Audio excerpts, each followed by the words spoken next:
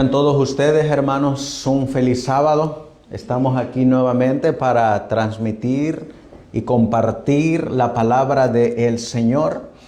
Y vamos a estudiar en esta mañana nuevamente a la continuación de la escuela de los profetas y Madison. Hace 15 días cuando estuvimos aquí solamente dimos una introducción y luego en la tarde pues mi hijo Isaac tuvo a bien dejarnos una receta de la limpieza hepática. Ahora vamos a continuar con el estudio de la escuela de los profetas y Madison.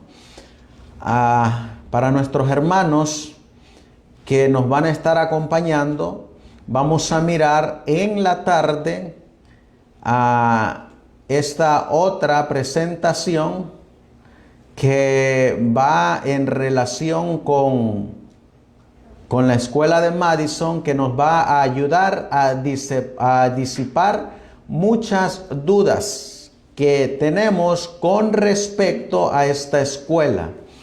Por la tarde vamos a mirar este tema que se llama propiedad y control de la escuela de Madison. ¿Cómo la adquirieron? ¿Quiénes eran los dueños? ¿Cómo se organizaron? ¿Cómo fueron ellos trabajando en la escuela? Y que es un ejemplo para nosotros para este tiempo.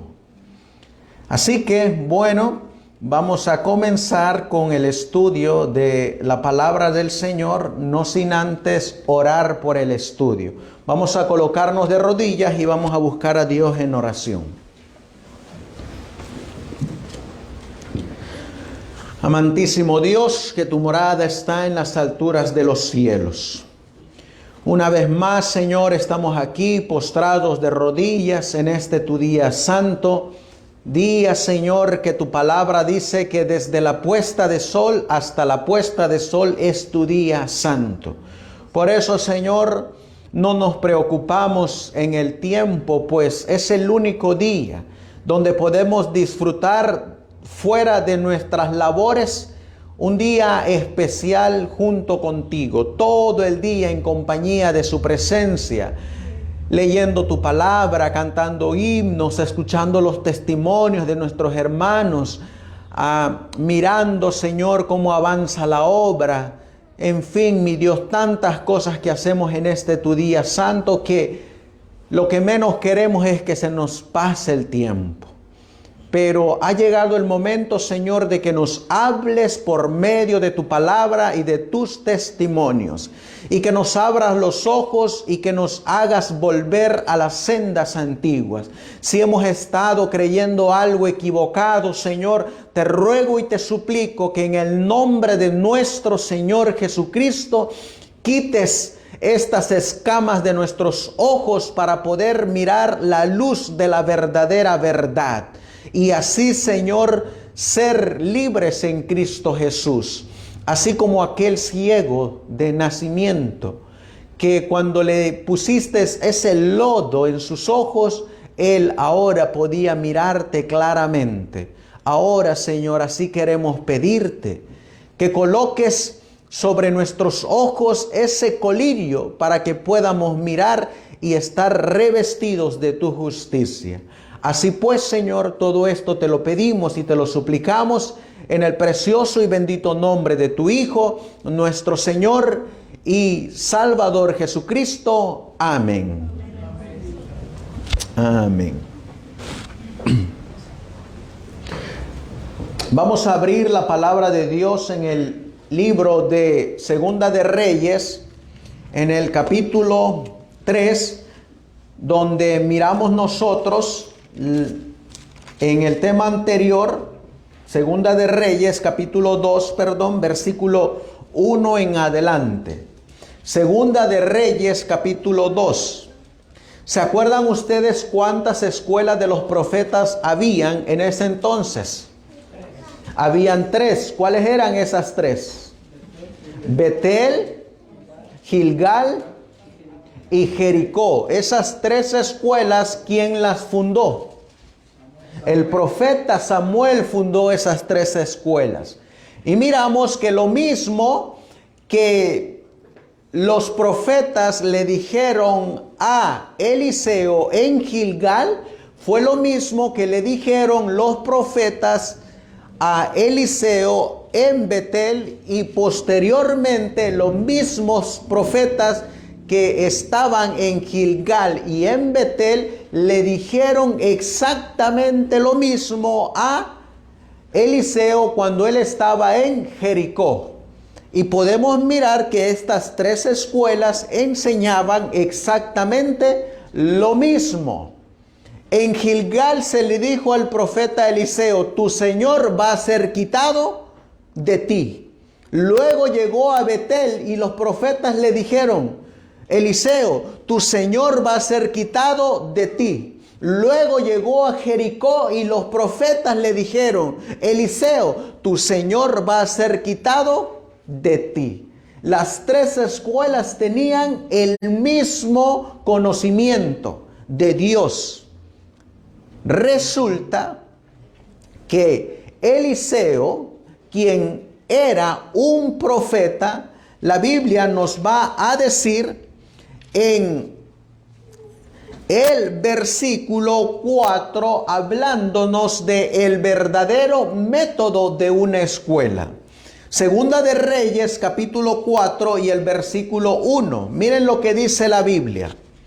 Una mujer de las esposas de los hijos de los profetas clamó a Eliseo diciendo: tu siervo, mi marido, ha muerto, y tú sabes que tu siervo era temeroso de Jehová, y ha venido el acreedor para tomarse 2 hijos míos por siervos.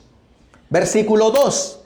Y Eliseo le dijo: ¿qué puedo hacer por ti? Declárame qué tienes en casa. Y ella dijo: tu sierva ninguna cosa tiene en casa, sino una vasija de aceite. ¿Saben qué le está enseñando Eliseo a esta mujer que era madre de uno de los hijos de los profetas? Le está enseñando a hacer de sostén propio. ¿Qué tenía la mujer en su casa? No, ella no tenía aceite. Tenía solamente la vasija. Tenía el frasco. Pero miren ahora lo que le va a decir Eliseo que haga con ese frasco. Versículo 3. Y él le dijo: ve, ¿y qué dice la Biblia? Y pide para ti vasijas prestadas de todos tus vecinos, vasijas vacías, no pocas. Así que ella tenía una vasija, pero esa vasija estaba vacía. ¿Y cuál es la orden que Dios le da a esta mujer por medio del profeta? Que fuera con sus vecinos y que fuera a pedir. ¿Pedir qué cosa? Vasijas, más vasijas, dice. Pide todas las vasijas que tengas y tráelas a tu casa. Y miren el milagro que va a hacer Dios. Versículo 4. Entra luego y cierra la puerta tras ti y tras tus hijos, y echa en todas las vasijas, y estando una llena, ponla aparte. Y la mujer se fue de él y cerró la puerta tras sí y tras sus hijos, y ellos le traían las vasijas y ella echaba el aceite. Ella tenía poquito aceite, pero ¿saben qué ocurría con ese aceite? Que ese aceite no se terminaba. Llenaba una vasija con ese aceite, la apartaba, seguía llenando otra vasija con ese aceite y la apartaba hasta que se llenaron todas las vasijas. Ahora el profeta le da una orden a la mujer. ¿Cuál es esa orden? Miren lo que dice la Biblia. Y dice, Versículo 6. Y sucedió que cuando las vasijas fueron llenas, dijo a un hijo suyo: traedme aún otra vasija. Y él dijo: no hay más vasijas. Entonces cesó el aceite. Y vino ella luego y lo contó al varón de Dios, el cual dijo: ve. ¿Y qué fue la orden? Y vende el aceite. ¿Y qué iba a hacer con lo que ganara de ese aceite? Iba a pagar su deuda. Le iba a pagar al arrendador, al que su marido le debía. ¿Qué le enseñó el profeta Eliseo a esta mujer? Sostén propio, autosostenimiento. Pero miran ustedes que el autosostenimiento, ¿en dónde comenzó? En la casa de la mujer. ¿Qué estaba haciendo ella? Productos de aceite. Aceites de olivo, frasquitos de aceite, y salió a venderlos. ¿No hemos mirado eso nosotros en la actualidad? Que hay algunos siervos de Dios que hacen aceite de oliva. Por ejemplo, nosotros estábamos tomando este domingo pasado una clase médico-misionera por línea con el hermano Luis Alfredo. Y a la hora que estábamos tomando la clase con mi esposa, pues nos estaba enseñando a cómo hacer el carbón activado. Y a lo que me recuerdo me dice: hermano, se va a hacer un orificio aproximadamente de 2 metros de diámetro. Y si quiere hacer mucho carbón activado, si quiere hacer poquito, el hueco tiene que ser el diámetro más chico, pero la profundidad 50 centímetros, medio metro. Luego nos dio las instrucciones: las maderas las tienen que colocar, tiene que ser madera de eucalipto, nos dijo él. Ponemos las maderas, las acomodamos, dice, tiene que tener una tapa de fierro. En medio de la tapa de fierro tiene que haber un orificio para donde salga el humo. Tiene que estar ahí por 3 o 4 días. Porque el carbón se va a activar. Ese carbón, pues si tiene los dientes amarillos, con eso se los limpia. Dice. Si usted tiene diarrea, 2 cucharaditas en una tacita de agua, lo mezcla, se lo toma. Si usted tiene algunas ronchas, se hace una cataplasma de carbón activado, se lo pone y va a succionar la bacteria, porque eso es lo que hace el carbón. Absorbe. Y ahí estábamos nosotros. Me estaba yo acordando de la viejita, de la mujer que está aquí haciendo su aceite. Y luego el hermano me dice: y luego pues vaya, délo o véndalo. Y así estaba la mujer. Se estaba enseñando a hacer de sostén propio, autosostenimiento. Pero ¿quién tenía que saber ese autosostenimiento? El mismo que le está dando la receta o le está dando el canal de escape. ¿Quién era ese? El profeta Eliseo. Por eso miren lo que dice la mensajera del Señor en el libro Cristo Triunfante, página 168. La atención de Elías se dirigió a Eliseo, el hijo de Safat.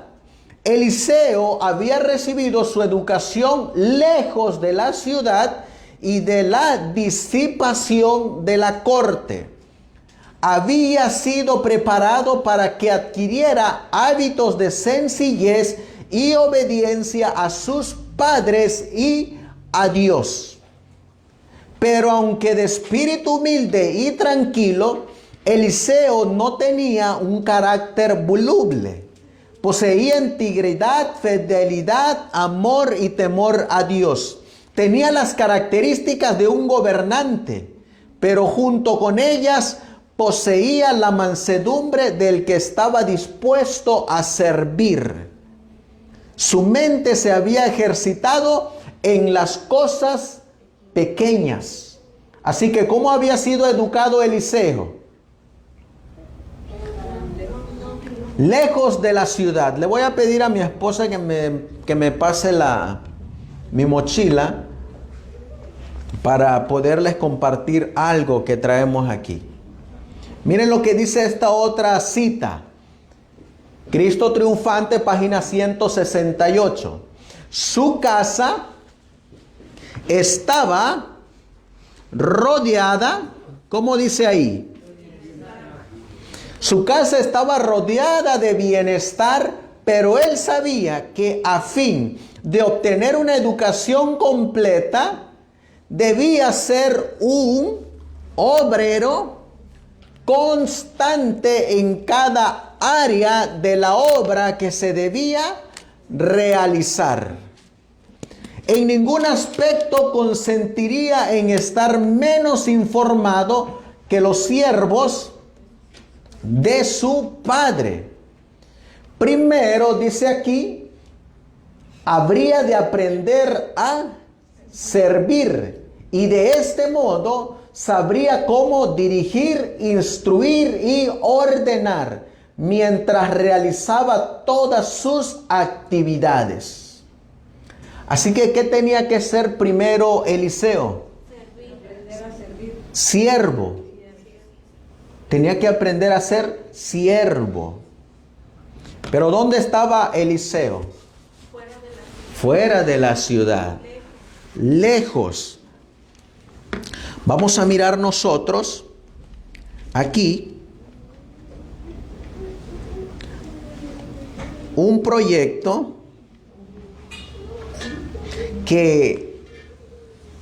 en los cuales la iglesia está apoyando a un plan educativo como ese. Le voy a poner aquí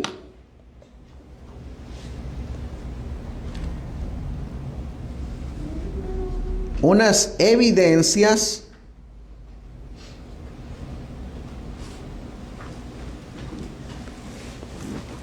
de lo que se está haciendo y cómo Dios está llamando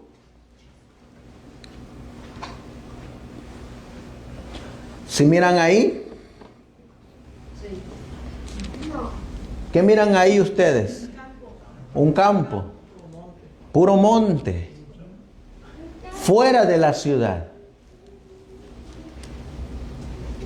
¿Y qué miran ustedes ahí? Hombres trabajando. ¿En dónde? En el campo. ¿Y qué creen ustedes que van a hacer ahí? Van a hacer una escuela. Miren lo que dice la Biblia. Vamos a leerlo. Vamos a leer en Segunda de Reyes, capítulo 6. Segunda de Reyes, capítulo 6, versículo 1. Miren lo que dice la Biblia.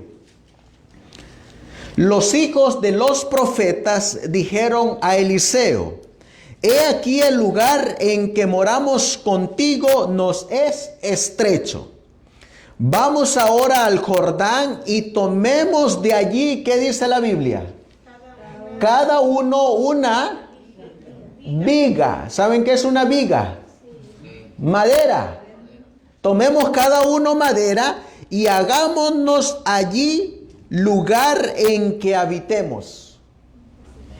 Así que los misioneros de sostén propio, ¿qué tienen que hacer ellos mismos? Tienen que construir sus propias moradas. Y aquí en esta escuela que se está comenzando, si miran ustedes ahí a dos jovencitos que están ahí. Desde pequeñitos se les está enseñando a trabajar en el campo. a ser educados en el campo. Y ahí están trabajando en el campo. ¿Dónde estaba Eliseo? En el campo. Yo les hago la pregunta, ¿será que Dios en la actualidad no tiene sus Eliseos en el campo? También Él los tiene. Ahora les hago la pregunta, ¿será que Dios no está llamando a sus mensajeros para el campo? También. Por eso miren lo que sigue diciendo la mensajera del Señor.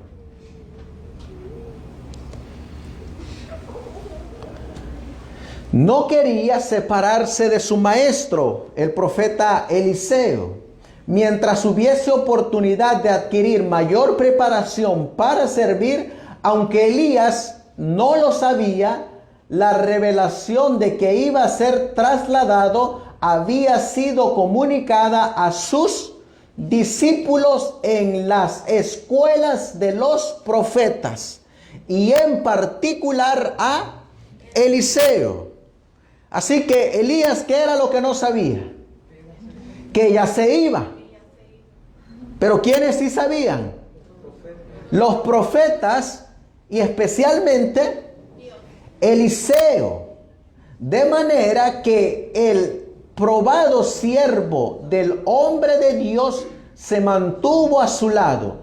Cada vez que le invitó a regresar, dio esta respuesta: vive Jehová y vive tu alma, que no te dejaré. Cada vez que Elías le decía a Eliseo: Eliseo, regrésate, Eliseo le decía: lo siento, mi señor, pero no me regreso. ¿A dónde va usted? Voy yo. Este profeta Eliseo, ¿saben qué aprendió? Vamos a leerlo en Segunda de Reyes, capítulo 5. Segunda de Reyes, capítulo 5, versículo 3. Segunda de Reyes, capítulo 5 y versículo 3. Dice la Biblia: y dijo a su señora: si rogase mi señor al profeta que está en Samaria, él lo sanaría de su lepra. ¿De quién está hablando ahí? Está hablando de un profeta que habita en Samaria. ¿Cómo se llama ese profeta? Eliseo. ¿Y quién es el que está enfermo? Naamán. ¿Y qué es lo que tiene Naamán? Lepra. ¿Y a quién buscan para sanar a Naamán? A Eliseo. ¿Y qué sabía Eliseo? La obra médico-misionera. ¿Saben qué les dijo Eliseo a Naamán por medio de su siervo? Hazte unos baños de aguas térmicas. Métete ahí en el río Jordán y sanarás. ¿Qué tenía que hacer Naamán? Obedecer. Por eso miren lo que dice ahí la Biblia. En el versículo 2. Y de Siria había salido cuadrillas y habían llevado cautivas de la tierra de Israel. ¿A quién? A una muchacha, la cual sirviendo a la esposa de Naamán. Una mujer en profecía que simboliza una iglesia o un remanente o un pueblo. Así que este remanente, ¿qué va a saber?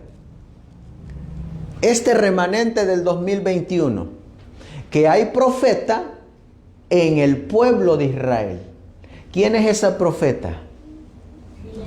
Elena G. de White. Y el profeta va a hablar. Ahora, miren lo que dice en el versículo 8.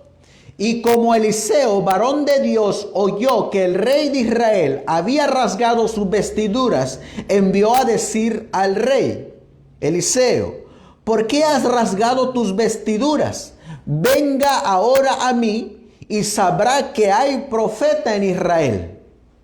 Y vino Naamán con sus caballos y con su carro y se paró a las puertas de la casa de Eliseo. ¿A dónde llegó Naamán? ¿A dónde van a llegar los enfermos? En este tiempo. A la casa de los médicos misioneros. Ahí van a llegar los enfermos. Y miren la receta que le da este médico misionero. Versículo 10. Entonces Eliseo le envió un mensajero diciendo, esta es la receta. Ve y lávate 7 veces en el Jordán y tu carne se te restaurará y serás limpio. ¿Cuál fue la solución a la lepra? Lavarse en el río Jordán. ¿Cuál fue la reacción de Naamán? Dice que se enojó. ¿Por qué creen ustedes que se enojó? Porque lo miró algo tan fácil y sencillo. Tan fácil y sencillo que dijo, ¿cómo es posible que esto me va a curar de la lepra? Dice nuestro hermano aquí, él estaba esperando tal vez la vacuna. Pero algo tan sencillo. Solamente sumérgete en el río Jordán 7 veces y vas a ser sano. ¿Será que hoy en la actualidad nosotros de igual manera cuando alguien nos da una receta tan sencilla, ¿no será que a veces decimos, ¿cómo es que esto me va a curar del COVID? Aquí hay testimonios de hermanos que fueron a tratar pacientes con el COVID. De hecho, dicen que por eso clausuraron las playas para no irnos a bañar porque eso es lo que nos alivia de la sal. Exactamente. Por ejemplo, nuestra hermana Eneida, ella tiene su testimonio de cómo ayudó a su hijo que fue detectado con COVID. Métodos sencillos. ¿Y qué creen ustedes que pasó con ese joven? Para honra y gloria de Dios, en una semana regresó a la escuela. Para honra y gloria de Dios, los tratamientos sencillos de la obra médico misionero restauró al joven en una semana y regresó a la escuela. Mientras que hay algunos que han pasado semanas enteras en los hospitales y cuando salen muertos. Pues así estaba Naamán, que se enojó, dice, que no hay mejores ríos allá, que me voy a ir a meter al río Jordán. ¿Saben quién le ayudó a Naamán? La iglesia le ayudó. Una muchacha que dijo, mira, allá hay profeta, allá hay médicos misioneros. Pero ahora entran otros que ayudaron a Naamán. Miren lo que dice la Biblia. Dice aquí, versículo 13. Mas sus criados de Naamán se acercaron a él y le hablaron diciendo, Padre mío, si el profeta te mandara alguna gran cosa, ¿no la harías? Cuanto más diciéndote, lávate y serás limpio. ¿Quiénes le ayudaron a Naamán? Sus criados. Naamán seguía enojado, frustrado. ¿Cómo esto me va a ayudar? Ahora sus criados le dicen, si él te mandara a hacer algo difícil, ¿no lo harías? ¿No será acaso que de igual manera los médicos de los hospitales generales Si mandaran a hacer algo tan difícil al que tiene el COVID, ¿no lo haría él? ¿O sus familiares no lo harían? ¿Cuánto más los métodos sencillos de un profeta que habla de parte de Dios? Ahora, ¿qué esperaba Naamán? ¿Cómo esperaba Naamán que fuera sanado? ¿Saben que Naamán esperaba una demostración estilo pentecostal? Así lo esperaba Naamán, una curación estilo pentecostal. ¿Cómo es la sanación estilo pentecostal? Miren lo que aparece ahí en el versículo 11.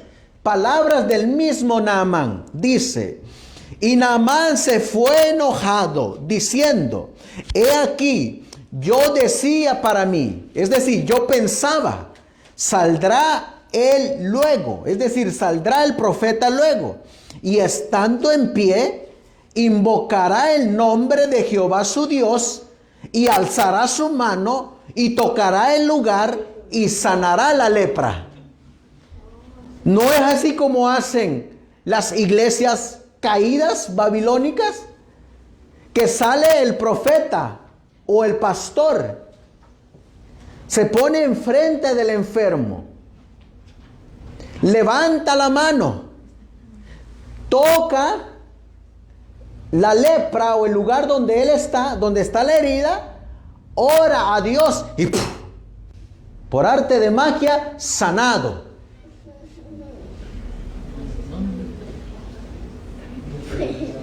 Así. ¿Alguna observación, hermana? Alguien comentó que se fue la transmisión, pero sí está en el aire.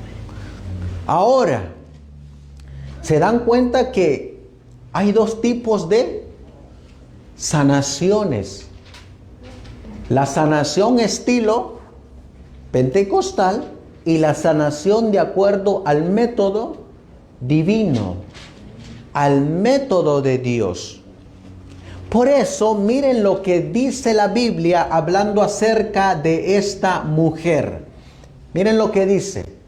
Joya de los Testimonios, tomo 3, página 288. Miren lo que dice. En un sentido muy especial. ¿A quién se menciona ahí ahora? Nos mencionan a nosotros.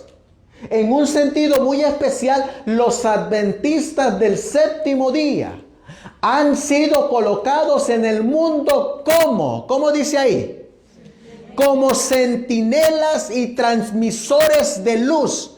A ellos ha sido confiada la tarea de dirigir, ¿qué cosa?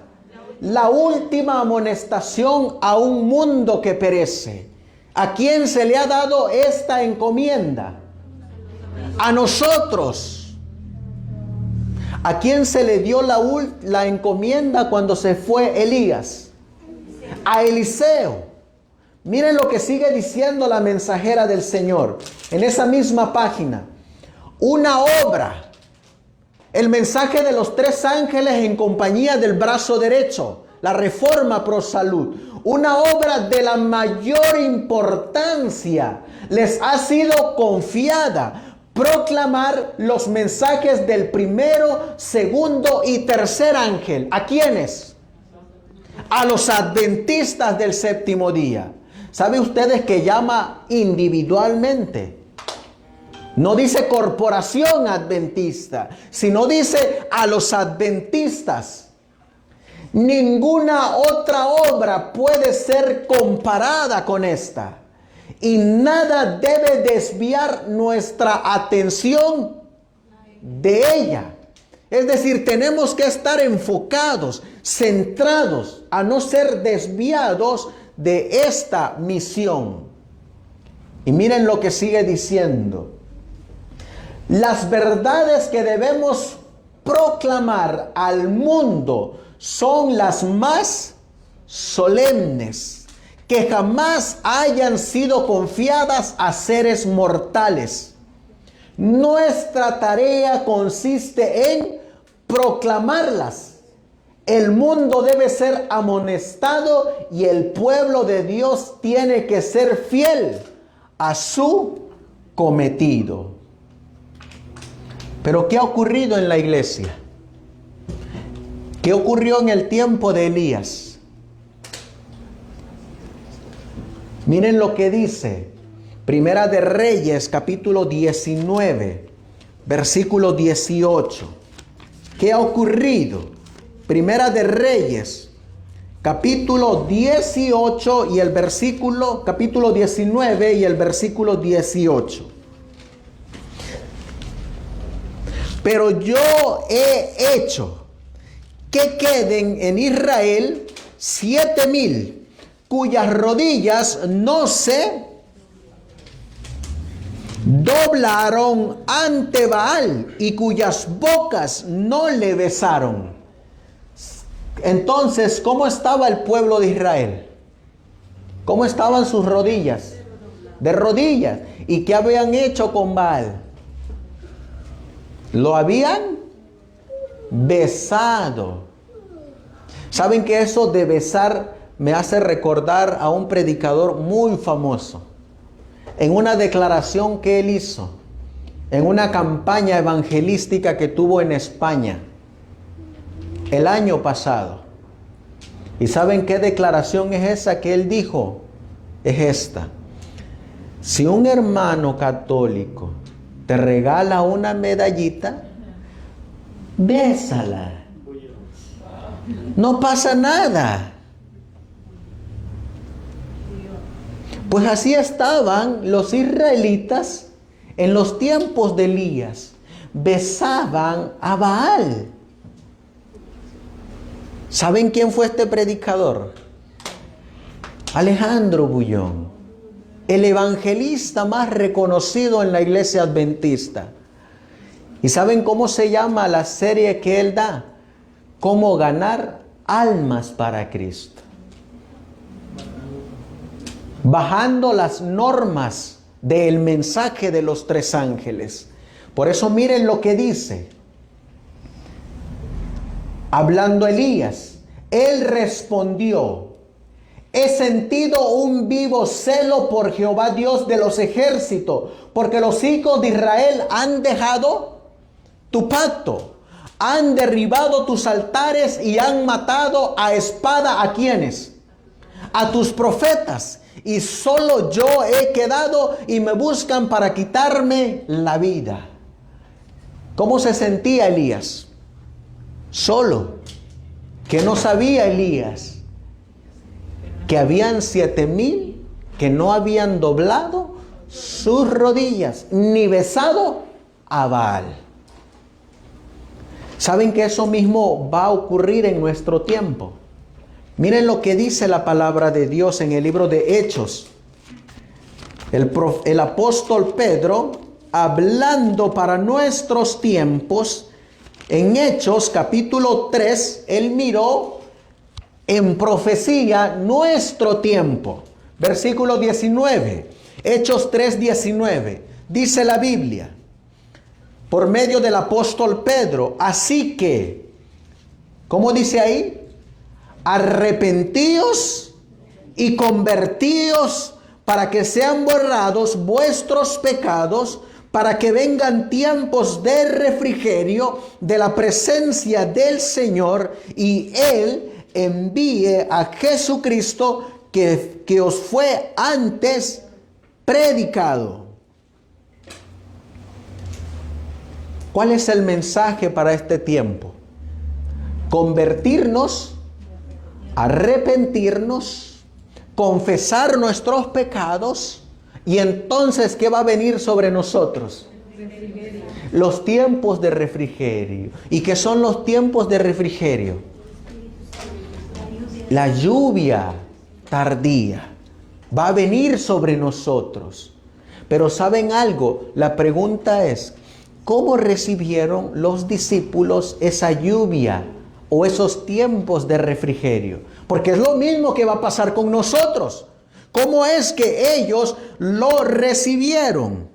Vamos a leer en el Evangelio de Mateo, capítulo 3, versículo 11. Miren lo que dice el Evangelio de Mateo, capítulo 3, versículo 11.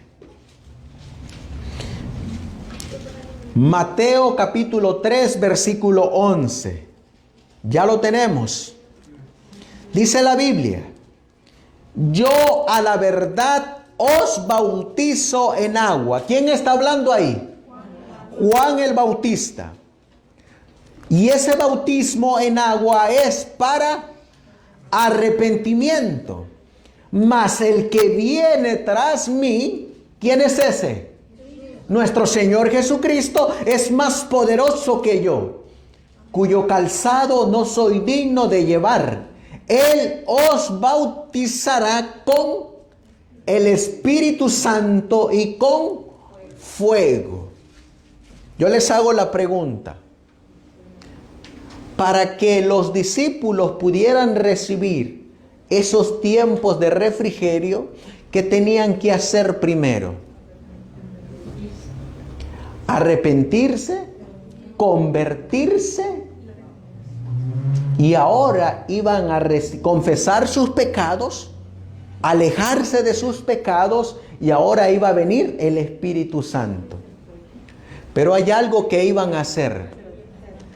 El mensaje de quién tenían que aceptar. El mensaje de Juan. ¿Quiénes fueron los primeros discípulos del Señor Jesús? Los discípulos de Juan. Estos dos primeros discípulos, como recibieron el mensaje de Juan, estaban listos para recibir el mensaje de Cristo. Y si recibían el mensaje de Cristo, iban a recibir la lluvia temprana en el Pentecostés. Hablando escatológicamente, para nosotros ahora sería la lluvia tardía. Para el tiempo de ellos en el Pentecostés sería la lluvia tardía. Y la lluvia temprana es cuando ellos recibieron el mensaje de Juan y el mensaje de Cristo. Cuando se derramó el Pentecostés, ¿cómo estaban ellos? Listos para ir y predicar el Evangelio a toda nación, tribu, lengua y pueblo. Ahora, ¿saben ustedes que unos no aceptaron el mensaje de Juan? Miren lo que dice la Biblia. Ahí mismo en Mateo capítulo 3 y el versículo 7. Miren quienes no aceptaron el mensaje de Juan. Mateo 3, 7. Pero cuando vio Juan que muchos de los fariseos y de los saduceos venían a su bautismo, les dijo. ¿Qué les dijo? Generación de víboras, ¿quién os enseñó a huir de la ira que vendrá? Y ahora miren lo que dice el versículo 8. ¿Hacia dónde los está exhortando Juan el Bautista? Haced pues frutos dignos de arrepentimiento. ¿Qué mensaje rechazaron los fariseos? El mensaje de Juan el Bautista. No lo pudieron aceptar. ¿Dónde fue educado Juan el Bautista? En el campo. En donde Dios no permitió que fuera a estudiar. En la escuela de los fariseos y saduceos, de los rabinos. El deseado de todas las gentes, nos dice, especialmente porque se iba a contaminar. Por eso Dios no lo mandó allá. Miren lo que nos dice ahora a nosotros. Hablando de Juan en relación con la escuela de los profetas. Juan fue enviado en el espíritu y el poder de Elías, a fin de que preparase el camino para Jesús. Y miren lo que está subrayado en amarillo. Los que rechazaron el testimonio de Juan no recibieron beneficio de las enseñanzas de Jesús. Es decir, como rechazaron a Juan, ¿a quién vinieron rechazando? A Cristo. Su oposición al mensaje que había predicho la venida de Él, los colocó donde no les era fácil recibir las evidencias más categóricas de que era el Mesías. Al rechazar a Juan, ¿en dónde fueron colocados los fariseos y saduceos? En un lugar donde no iban a ser beneficiados por el mensaje de Jesús. Ahora, ¿quiénes eran los fariseos y saduceos? Eran los opositores a este mensaje. Miren lo que sigue diciendo. Satanás indujo a aquellos que habían rechazado el mensaje de Juan a que fuesen aún más lejos. ¿Quién estaba obrando por medio de los fariseos y los saduceos? Satanás. Y miren hacia dónde los llevó Satanás por haber rechazado el mensaje de Juan. A saber que rechazasen y crucificasen a Cristo. Rechazaron el mensaje de Juan, entonces Satanás los tomó y fueron a rechazar a Cristo y a matarlo. Vean ahora lo que nos dice el profeta para nuestro tiempo. Al obrar así, se situaron donde no pudieron recibir, ¿qué cosa? La bendición del Pentecostés. ¿Qué no recibieron ellos? Los tiempos de refrigerio, la lluvia del Señor. Viene esta pregunta: ¿qué hizo grande a Juan el Bautista? En el libro Cristo Triunfante, negó su atención al cúmulo de las tradiciones presentada por los maestros de la nación judaica y la dirigió a la sabiduría que viene de lo alto. ¿A quién? ¿Qué fue lo que hizo grande a Juan el Bautista? ¿Juntarse con los teólogos modernos? ¿Ser estudiante de los teólogos más capaces de su tiempo? ¿O qué fue lo que lo hizo grande a él? Negarse a ellos, separarse de ellos, no ser instruidos por ellos, sino dejarse instruir ¿por quién? Por Dios. ¿Qué libros tenía Juan el Bautista para estudiar? Tenía el Antiguo Testamento. Tenía los rollos de Moisés, los Salmos, los Proverbios. Tenía el libro de Daniel. Tenía el libro de Isaías, que es considerado como el Apocalipsis del Antiguo Testamento. Y miren lo que sigue diciendo. Antes de su nacimiento, el Espíritu Santo testificó de Juan, porque será grande delante de Dios, no beberá vino ni sidra y será lleno del Espíritu Santo. Y hará que muchos de los hijos de Israel se conviertan al Señor de ellos.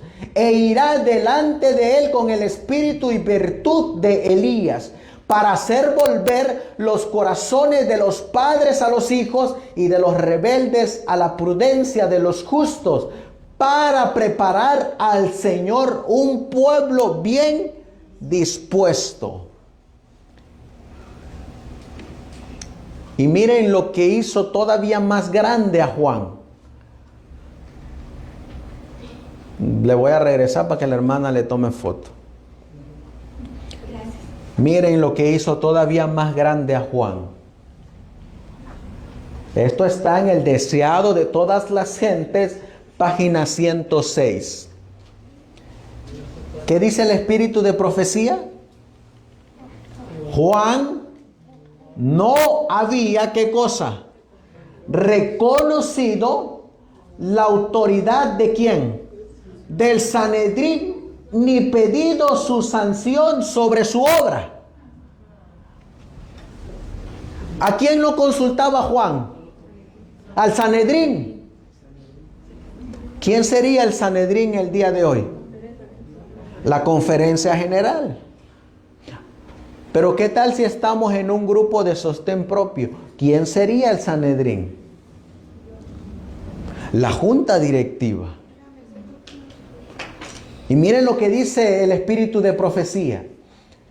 Y había reprendido a los gobernantes y al pueblo, a fariseos y saduceos por... No hacía acepción de personas. A todos les daba el mensaje por igual. Y por haber dado el mensaje por igual, ¿cómo le fue? Lo decapitaron. ¿Saben cuál es la realidad de las cosas? Que hoy en la actualidad es raro que se sancione a los dirigentes de un grupo, a los del Sanedrín. ¿Saben que por lo regular siempre el Sanedrín quiere disciplinar a todos los que están abajo? Pero ¿saben qué es lo raro que nunca ocurre? Que nunca sancionan al cabecilla de ese grupo. Eso es lo más raro. Nunca lo sancionan. A pesar de que el pueblo sabe las abominaciones que él está cometiendo. Nunca lo hacen. Y Juan el Bautista no era así. Juan el Bautista, por eso le cortaron la cabeza. Porque él decía las cosas como eran. Y miren lo que sigue haciendo Juan el Bautista. Sin embargo, el pueblo le seguía ávidamente. El interés manifestado en su obra parecía aumentar de continuo, aunque él no le había manifestado deferencia. El Sanedrín estimaba que por enseñar en público se hallaba bajo su jurisdicción. Y dice aquí, a pesar del fracaso de Israel como nación, había, ¿qué dice la inspiración? Había entre ellos un buen remanente que se salvaría. Así que este remanente, ¿qué iba a hacer? Lo mismo que hizo Juan. Se iba a apartar ¿de quién? Del Sanedrín. Se iba a apartar ¿de quién más? De las escuelas de ellos. De la educación de ellos. De la organización de ellos. ¿Y en qué se iban a convertir? En sostén propio. Por eso miren lo que sigue diciendo. En el tiempo del advenimiento del Salvador, habían hombres y mujeres fieles que habían recibido con alegría el mensaje de Juan el Bautista. ¿Cómo habían recibido el mensaje? Con gozo. Ahora, si Juan hablaba igualmente para todos, ¿cómo creen ustedes que les decía a los que no eran fariseos, pero que actuaban como los fariseos? ¿Cómo les diría él? Si a los fariseos les decía, ¿se acuerdan cómo leímos en Mateo 3:7? Raza de víboras. Ahora, ¿cómo le decía a los que no eran fariseos y saduceos, pero que actuaban como ellos? Les decía lo mismo. ¿Cuál era la diferencia? Que estos sí aceptaban la amonestación y se arrepentían, se convertían, confesaban sus pecados, se apartaban de sus pecados y entonces ellos eran transformados. Y por esa acción, ¿cómo recibían al final el mensaje de Juan? Con gozo y alegría. ¿Saben ustedes que a mí me han reprendido? Una de esas reprensiones me las dio el pastor Eliseo. Y me dijo, ¿cómo están tus hijos? Y creo que si hay alguien mejor que los conoce fue él. Y ustedes conocen al pastor Eliseo. Y saben cómo es él. Pero a estas alturas, ¿cómo creen ustedes que yo recibí ese mensaje? Con gozo. ¿Saben por qué? Porque ahora puedo ver los frutos. Amén. Y puedo mirar que el mensaje era duro, pero con un propósito. Buscar el arrepentimiento, la conversión, la santificación. Y entonces dice, hallaréis descanso para vuestra alma. Mientras mis hijos andaban ahí mal, ¿cómo creen que estaba mi alma? Yo no podía irme al trabajo tranquilos, porque yo no sabía si algo les iba a pasar. Especialmente sabiendo en los caminos que se estaban empezando a mover. Ahora, ¿cómo creen que se encuentra mi alma? En paz. ¿Por qué creen ustedes que está en paz?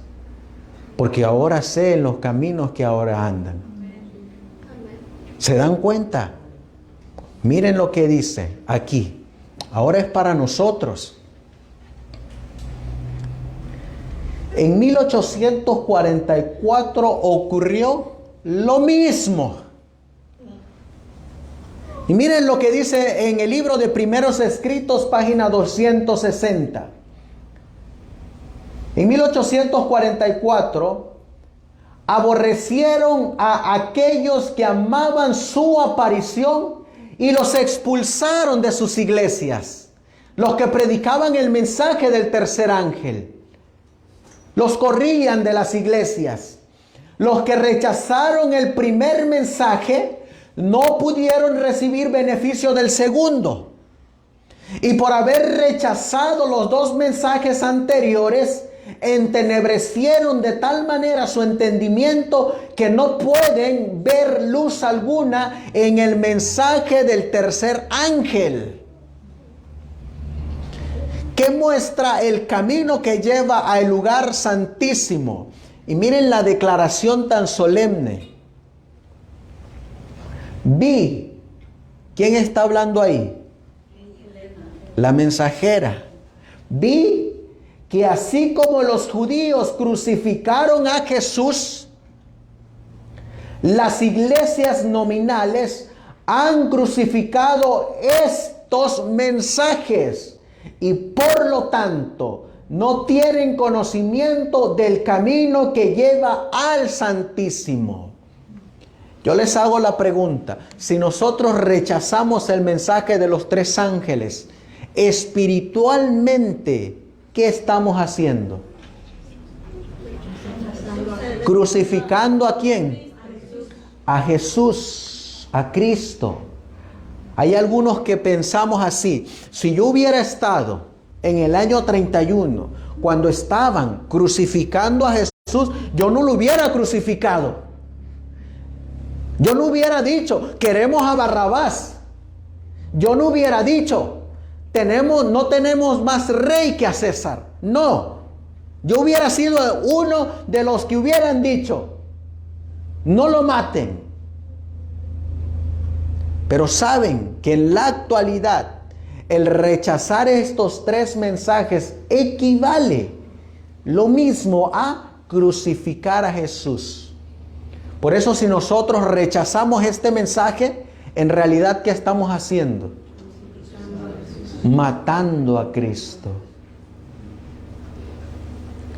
Así que, si la organización está rechazando este mensaje, ¿a quién realmente están matando? A Cristo. Por eso miren lo que dice aquí. No lo digo yo, está escrito. Y miren lo que está escrito. Primeros Escritos, página 261. Dice aquí, vi. ¿Quién dice que vio? La profeta dice, vi que Dios tiene, ¿qué cosas? Hijos sinceros entre los adventistas nominales y las iglesias caídas. ¿Y qué es lo que ella dice? Y antes que sean derramadas las plagas, los ministros y la gente serán invitados ¿a qué cosa? A salir ¿de dónde? De esas iglesias. ¿Cuáles iglesias? Las iglesias adventistas nominales y las iglesias caídas. ¿Y hacia dónde van a ir? A recibir gustosamente la verdad, a hacerse de sostén propio. ¿Cómo se llama este proceso que estamos mirando aquí? Proceso de separación. Hay una separación entre la verdad y la mentira. Por eso miren lo que ella dice en Joya de los Testimonios, tomo 6. Que ninguno disminuya la fuerza de la verdad para este tiempo.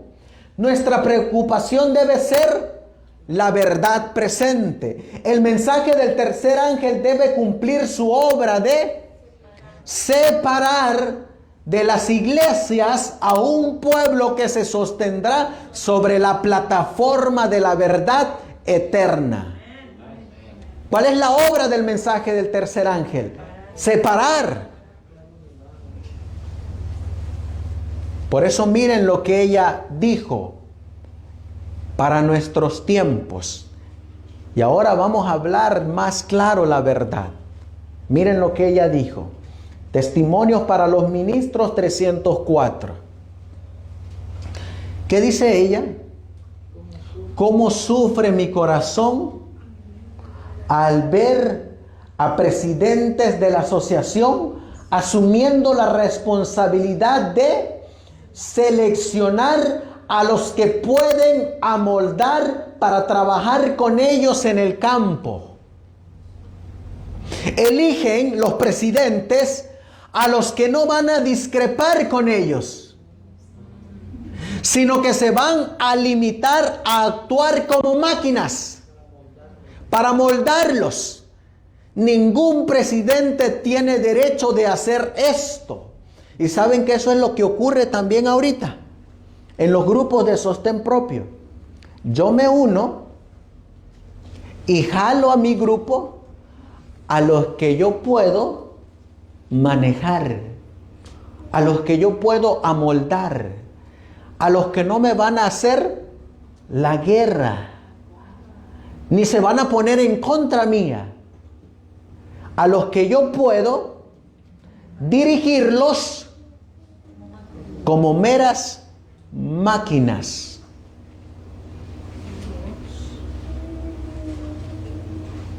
Por eso ella dice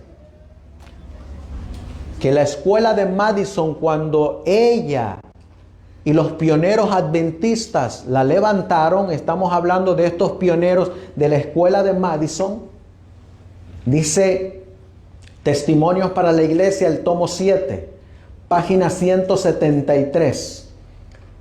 Si resisten las amonestaciones que el Señor les envía, estas personas se transformarán en guías de prácticas inicuas y usurpan el ejercicio de las prerrogativas de Dios al tratar de controlar las mentes de los hombres. Se atreven a hacer lo que Dios mismo no haría. De esta manera, ¿qué dice ahí? Siguen las huellas del romanismo. Así que cuando alguien te dice, tienes que hacerlo como yo te diga, ¿qué mentalidad hay ahí? Roma, sistema papal, en lo que fueron educados. Introducen sus propios planes y métodos y debilitan la fe de los demás en la verdad mediante sus conceptos equivocados de Dios, y con ello introducen principios falsos que obran como la levadura para manchar y corromper las instituciones e iglesias. Hace 2 semanas atrás hablé con un hermano que exactamente vive en la ciudad de Nashville, Tennessee. Y él me llamó y me compartió algunos datos. Y de igual manera nos llamó para felicitarnos por estar tocando estos temas. Y hay algo que me llamó la atención que él me dijo. Dice él, y también lo dice el pastor Sutherland y Maga. ¿Saben qué es lo que más daño le ha hecho al sostén propio? Especialmente lo que más daño le hizo a la escuela de Madison. Haber sido dirigido por pastores que fueron educados con la mente jesuita y venir a dirigir las iglesias de los de sostén propio y las escuelas de los de sostén propio. Ese fue el más terrible error que hemos cometido en sostén propio. El dejarnos dirigir por los maestros que fueron educados con la educación jesuita. Es bien difícil, hermanos, arrancarse esa educación. Si yo todavía a veces ahí estoy batallando porque todavía aquí, miren, aquí traigo conceptos todavía que cuando siento que el Espíritu Santo me dice necesitas investigar más, no doy ese paso sin antes tener el escrito está. Porque es bien difícil desarraigarse de esa mentalidad jesuita. Y por eso la mensajera del Señor dice que estos líderes siguen sus propios planes, sus propios consejos, sus propias ideas. Y nos hace una advertencia a que dejemos trabajar a los que están siendo educados, especialmente con los libros del espíritu de profecía y de los pioneros y sobre todo de la Biblia. ¿Saben ustedes que este librito que tengo aquí, que se llama La Escuela de Madison, es una parte para quitarnos el error de cómo dirigir una escuela de educación en sostén propio?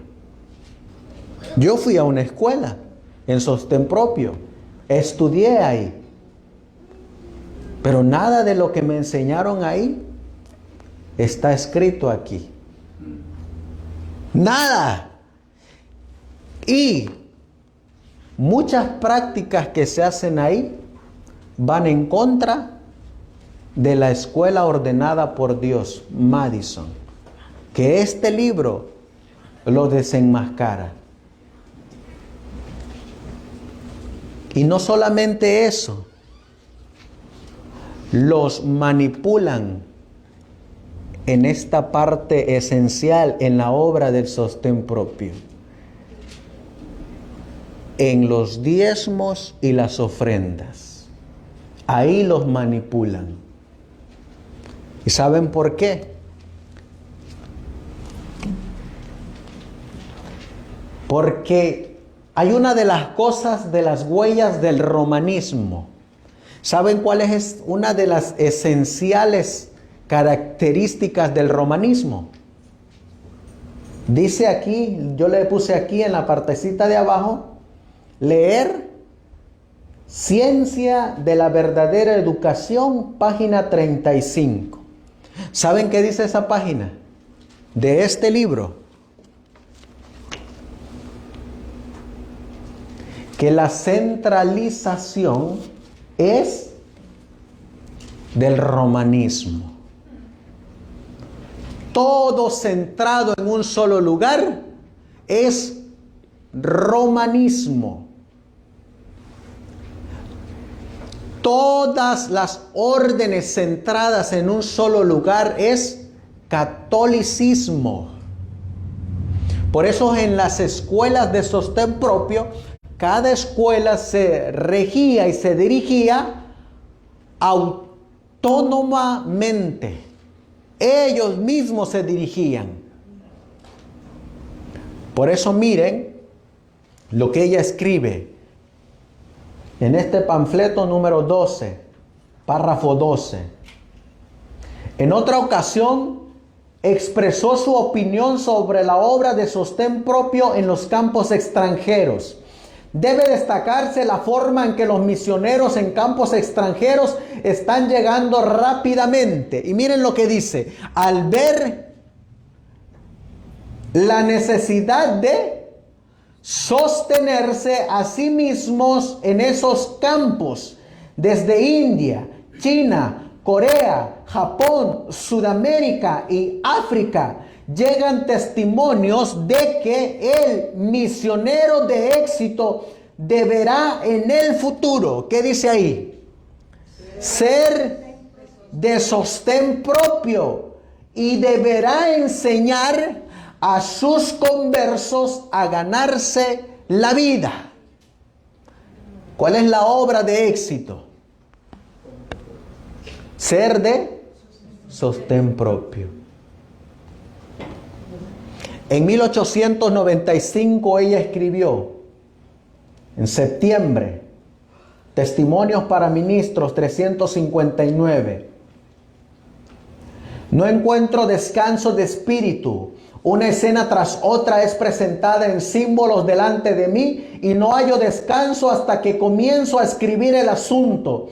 En el centro de la obra las cosas están modeladas de tal suerte que toda otra institución sigue la misma conducta. ¿Y saben ustedes que eso es lo que ocurre en muchos grupos de sostén propio? Siguen la misma conducta. Y miren lo que dice: y la asociación general misma está corrompiéndose con equivocados sentimientos y principios. Esas mismas citas son las que vienen en Evento de los Últimos Días. Los hombres se han aprovechado de los que se suponían que estaban bajo su jurisdicción. Estaban decididos a que esas personas se sometieran a sus condiciones. Querían gobernar a toda costa. Y luego dice aquí, el poder despótico que se ha desarrollado, como si el cargo hubiera convertido a los hombres en dioses, me hace temer y debe producir temor. ¿Y cómo se le llama a ese poder que quiere controlar todo? Es una maldición donde quiera se lo ejerza y quien quiera lo ponga en práctica. ¿Se dan cuenta, mis hermanos? Por eso, dice la mensajera del Señor, esta cita está completa en Testimonios para Ministros 361. Este enseñoreamiento de la heredad de Dios creará un resentimiento tan grande hacia la conducción humana que producirá un estado de insubordinación. La gente estará descubriendo que a los hombres que ocupan altos cargos de responsabilidad no puede confiárseles la tarea de cuidar las mentes y los caracteres de otros hombres. El resultado será que perderán la confianza aún en la conducción de hombres fieles. Pero el Señor suscitará obreros que se darán cuenta de que sin la ayuda especial de Dios no son nada. ¿Qué va a suscitar Dios? Hombres fieles, obreros. Para terminar, en este librito que se llama La colección de Spalding y Magan, página 177, que es con la cita que vamos a introducir el tema de la tarde, dice: tengo que decir, mi hermano. ¿Y cuál es el consejo del profeta? Hablando de sostén propio. ¿Qué dice ahí? Que no tengo ningún deseo de ver la obra en el sur. ¿Cómo dice ahí? Avanzar en las líneas antiguas y regulares. Es decir, en sostén propio no se va a manejar como se maneja en la conferencia general. Se va a manejar de otra manera. Por eso cuando la mensajera del Señor ayudó para que compraran Madison, ¿saben qué fue la orden específica del profeta? No se unan con la organización. Así de claro se los dijo la mensajera. No se unan con la organización. ¿Qué fue lo que llevó a la desgracia a esa escuela? La unión. Eso fue la desgracia de esa escuela. Lo que Dios dijo que no hicieran, hicieron. Y por eso ella dice: cuando veo con qué fuerza prevalece la idea de que los métodos de manejo de nuestros libros en el pasado se mantendrán, porque lo que ha sido así debe ser. Y miren lo que dice: no tengo, como dijo ella, corazón para asesorar a que las costumbres antiguas se seguirán. Que los que están trabajando en Nashville hagan la voluntad de Dios con toda humildad. Y miren lo que ella esperaba. Espero sinceramente que los cambios se realicen de acuerdo a las necesidades de demanda de cada caso. Tengo más que escribir, pero no tengo tiempo ahora. Así que en la tarde vamos a mirar la diferencia de Madison con las escuelas de sostén propio actualmente y con las mismas iglesias de sostén propio. Y vamos a ver si no están siguiendo estas escuelas las mismas prácticas de las cuales el profeta dijo: no sigan, no hagan, no se junten. Cuando leemos Segunda de Reyes capítulo 3 Esas escuelas no estaban relacionadas con las escuelas de Israel. Estaban separadas, aisladas.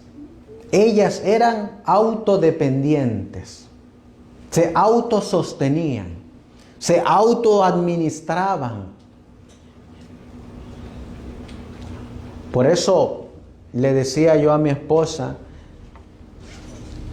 que por medio del sostén propio, Dios va a terminar la obra del mensaje del cuarto ángel. Por medio de esta obra. ¿Y saben por qué?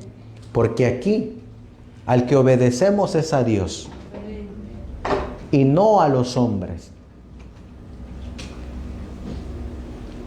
A veces estamos en sostén propio y todavía tenemos que pedir permiso al hombre. Pero el verdadero sostén propio pide permiso a Dios y avanza. Dios se lo revela por medio de la Biblia, el espíritu de profecía, y avanza, avanza. Y saben ustedes que hoy hay muchos hermanos que están despertando a este engaño, a este error. Y puedo decirles, hermanos, que este movimiento está creciendo a nivel mundial. A nivel mundial. Por ejemplo, tenemos hermanos allá en Perú, en Chile, en Honduras, en Colombia, en Guatemala, en México, Portugal, hermanos que están aceptando este mensaje. ¿Cuál mensaje? No es un mensaje nuevo. Es un mensaje que siempre ha estado ahí. Pero estaba reservado para este tiempo. Para aquellos que quieran ver la luz en toda la plenitud de la verdad. Por eso, hermanos, si hay algo que nos va a ayudar para no ser engañados, es ser bereanos. Leer, leer y leer. ¿Qué leía Juan? El rollo. ¿Qué leía Jesús? Lo mismo. ¿Qué leían los apóstoles? Lo mismo. ¿Pero qué leían los fariseos? Ellos ya tenían otros libros de los rabinos, sus comentarios de los rabinos. Y ellos ya interpretaban las escrituras a través de los comentarios de los rabinos. Hasta el día de hoy todavía existe esa tradición, que los judíos interpretan la Biblia a la luz de los rabinos. Eso les cegó los ojos. Gloria a Dios que el conflicto de los siglos dice que para este tiempo los hombres van a ser más bien calificados por el Espíritu Santo que haber sido instruidos en institutos o escuelas. Por eso, hermanos, vamos a colocarnos de rodillas, vamos a darle gracias a Dios y por la tarde vamos a mirar realmente qué era y cómo se adquirió la escuela de Madison. ¿Quiénes eran sus dueños? ¿Cómo la compraron? ¿Cómo la adquirieron? ¿Cómo se organizaron? Y vamos a ver si es exactamente lo mismo que están haciendo hoy en día. Amantísimo Padre, que tu morada está en las alturas de los cielos. Aquí estamos, Señor, de rodillas, dándote las gracias porque en algún momento usted nos llamó para salir del error y venir a esta verdad, Señor. Hoy estamos viviendo la experiencia de los apóstoles, cuando ellos se dejaron dirigir por ti y por tu Espíritu Santo. Cuando ellos, Señor, al comienzo de sus ministerios, cuando usted ascendió allá sobre el monte de los olivos y les dejaste esta promesa: me iré, pero volveré. Y se los confirmaste con estos dos ángeles que les dijeron: así como lo habéis visto ir, así vendrá. Y les dejaste la comisión: vayan y prediquen el Evangelio y bauticen en el nombre del Padre, del Hijo y del Espíritu Santo. Así de igual manera, Señor, ellos salieron. Y salieron independientes de la organización, independientes de la nación, independientes de todo, de toda ley humana. Y tuvieron que aprender a ser hombres de sostén propio que dependen única y exclusivamente de Dios.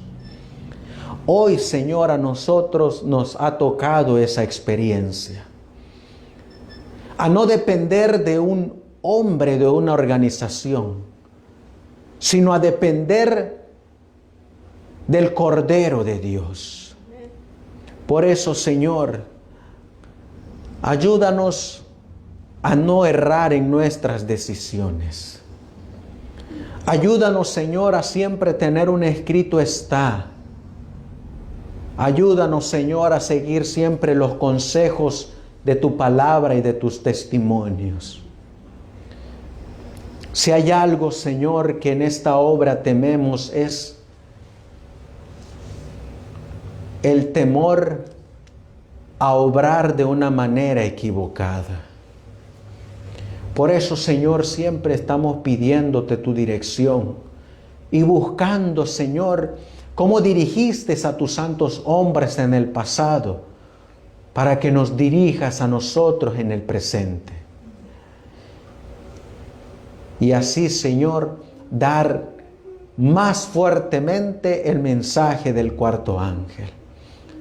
Bendice a mis hermanos, Señor, que de igual manera están en otras partes del mundo. Tenemos a nuestro hermano Alejandro Maya en la Ciudad de México. Tenemos, Señor, a nuestro hermano Heriberto Getial en la ciudad, en el país de Ecuador. Tenemos, Señor, en el país de Chile a nuestro hermano Edgar Silva Bernales. Tenemos, Señor, en el ministerio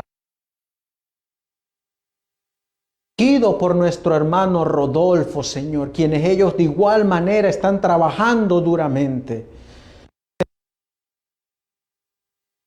En la ciudad en el país de Guatemala, con el canal de Seminario Profético Historicista Guatemala.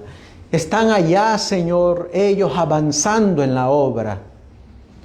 Tenemos, Señor, a nuestros hermanos allá en Colombia, nuestro hermano Carlos, trabajando duramente, Señor. Tenemos a muchos hermanos más, Señor, que ahorita se me pueden ir de la mente, pero que usted los conoce. Y de igual manera, Señor, hay algunos aquí en este país que necesitan dar todavía ese paso para depender únicamente y exclusivamente de Dios. Por ejemplo, Señor, tenemos a quien todavía esperamos que se una a este mensaje más directo, a nuestro hermano Eliot González, a nuestro hermano Marvin Avilés, que así como nuestro hermano Eliseo Gaspar, quien ya está en este mensaje allá en México, hay otros que necesitan y necesitamos estar todavía más unidos en este mensaje. Pero no es el hombre el que los va a unir, Señor. Eres tú, mi Dios. Es tu Espíritu Santo el que nos va a unir. Así como en 1843, 1844 tenías a Joseph Wolf en Europa. Y aquí en Estados Unidos tenías a Guillermo Miller. Y tenías a otros en diferentes partes. Así de igual manera, Señor. Muchos el Espíritu Santo nos va a unir en un mismo espíritu, en un mismo sentir y en un mismo pensar. Y este mensaje será predicado, Señor, por el poder del Espíritu Santo. Te ruego y te suplico, Señor, y me uno a tu oración, mi querido Jesús, a que todos seamos uno. Uno en doctrina, uno en pilares, unos en mensaje, uno, Señor, en principios, en misión, en cometidos, para que así, Señor, ese mismo espíritu que unió a los pioneros, nos una a nosotros, Señor. Así pues, Señor, bendice a mis hermanos de igual manera que de alguna manera se me fueron los nombres. El hermano Quirós, el hermano Luis Alfredo allá en Chiapas. A cada uno de ellos, Señor, tú los conoces. Ayúdalos a ellos también en su obra y en su ministerio.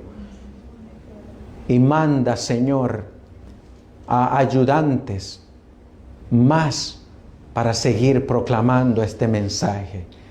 Así pues, Señor, todo esto te lo pedimos y te lo suplicamos en el precioso y bendito nombre de tu Hijo, nuestro querido y amado Salvador Jesucristo. Amén. Amén, Señor.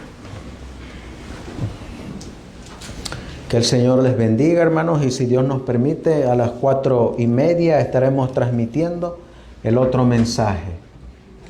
Que el Señor les bendiga.